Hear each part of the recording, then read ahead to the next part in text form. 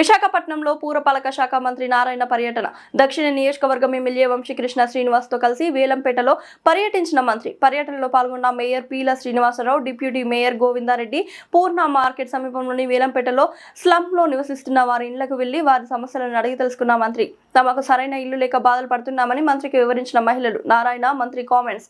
CM గారు విశాఖ పర్యటనలో స్లంలో ఉండే వారి పరిస్థితిని పరిశీలించాలని చెప్పారు. ఇక్కడ నివసిస్తున్న వారి పరిస్థితి అత్యంత దారుణంగా ఉంది.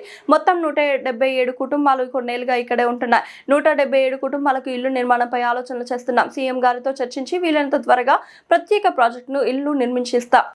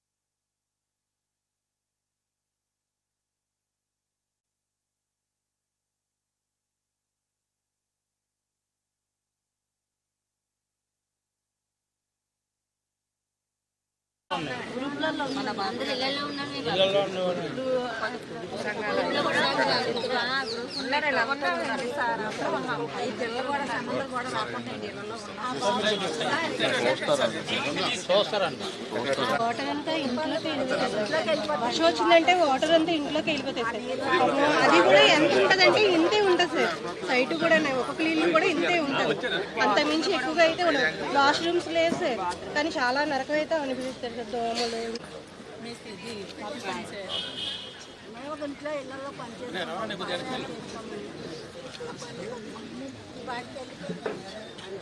ఉంది.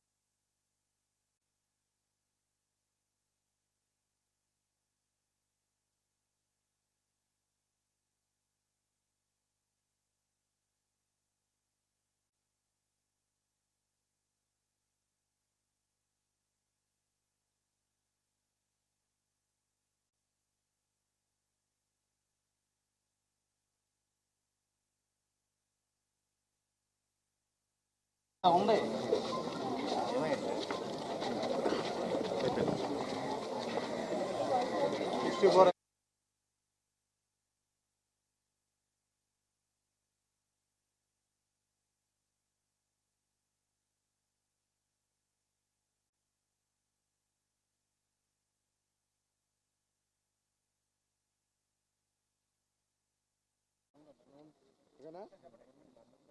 అందరికీ నమస్కారం. ఈరోజు గౌరవ మంత్రివర్యులు అన్న నారాయణ గారు సౌత్ నియోజకవర్గంలో ఉదయాన్నే 7 గంటలకల్లా విజిట్ చేసి ఈ లక్ష్మీనగర్ లేఅవుట్ అన్నది, ఈ లక్ష్మీనగర్ అన్నది 150 సంవత్సరాల హిస్టరీ ఉంది. దానికి ఇవాళ మా మంత్రి గారి ద్వారా మోక్షం కలగబోతూ ఉంది. ఇందులో ఉన్న ప్రతి ఒక్కరు కూడా పేదవాళ్ళు 177 మంది ఇవాళ అక్కడ చిన్న చిన్న షెడ్యూల్ రూపంలో వేసుకొని ఉంటున్నారు.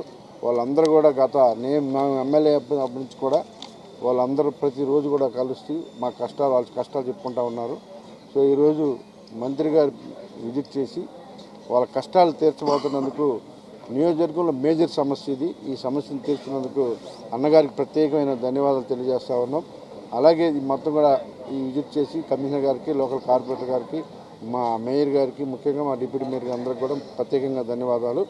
ఈ లక్ష్మీనగర్ లేఅవుట్ మారితే ఈ నియోజకవర్గ స్వరూపం మారుతుంది. ఇలాగ ఇంకొక 5 ప్రాజెక్టులు ఉన్నాయి. అవి కూడా అన్నగారి ద్వారా అవన్నీ ఆ రోజు ఎలక్షన్ ముందు కమిట్మెంట్స్, అవి కూడా ఇలాగ హౌసింగ్ కట్టి ఈ నియోజకవర్గం ఒక మోడల్ నియోజకవర్గంగా అవుతుంది. రోడ్లన్నీ ఆల్రెడీ మొత్తం వేయడం జరిగింది.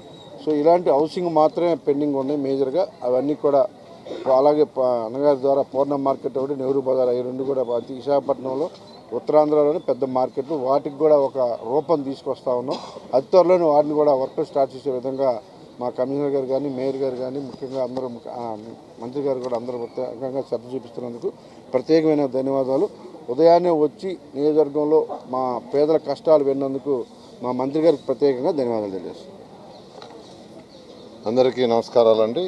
ఈరోజు లక్ష్మీనగర్లో ఏదైతే వెలంపేట జోన్ 4లో స్లమ్ ఏరియా ఉందో ఆ స్లమ్ ఏరియాని అటు శాసనసభ్యులతోనూ మరియు ప్రజాప్రతినిధులతోనూ అధికారులతోనూ విజిట్ చేయడం జరిగింది.